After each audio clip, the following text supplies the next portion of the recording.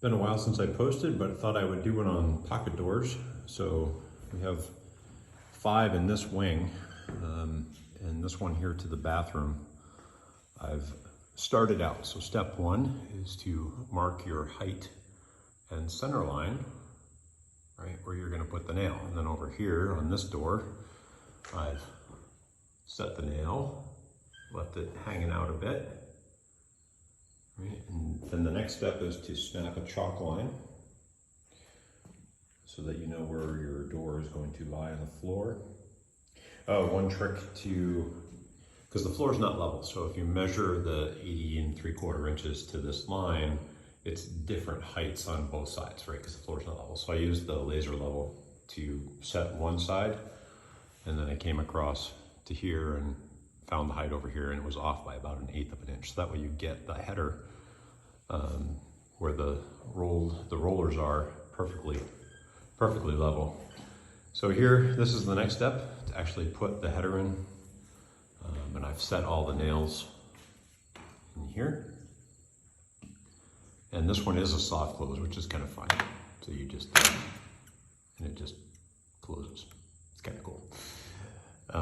So that's the next step. This one has the chalk line on the floor. And Mrs. Dontastic's in the way. And so then this one is actually finished. So the header is in, the metal brace is in here, set in the floor with some Tapcons. It's not moving, it's pretty good. And then I had to get a little tricky, and this is going to be repeated throughout because we've got this wall has to have something to nail in, or a sheetrock to set the sheetrock screws in. So I've basically taken 1/2 inch leftover zip sheathing and stapled the heck out of it into that stud work so that it has a, step through the pocket, so it has a flange here. And we'll have to get some shorter sheetrock screws because it will only take about 1 inch screw, 1/2 inch for the sheetrock, 1/2 inch for this board. And on the 2x6 wall, it's no big deal because these are 3/4 of an inch, but on the 2x4 wall, these are thinner and only about 1/2 inch thick. So I've got very little leeway between the sheetrock, this, a little bit of screw nub sticking out, which could rub the door. So we've got to be very careful how long the sheetrock screws are. If we overdrive a sheetrock screw, we may have to just pull it out, leave a hole, and try again. So far so good on the pocket door fun.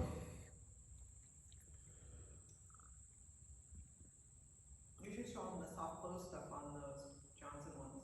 I did. Oh yeah, that's right. We got Johnson, in case you're curious of what hardware we bought. They are Johnson heavy duty ones, because I figured in all the research we did, the rollers seem to be the weak point. And so these rollers are a little bit heavier duty. In fact, the 2x6 wall doors are 400 pounds rated. So those should last a long time. We didn't get soft close on those. We didn't figure they would be opening and closing that much. Probably just gonna be open. Rarely will they be shut. So there was one high-end company. These are about 300 a piece, is that right? Mm-hmm. And then what was the other company?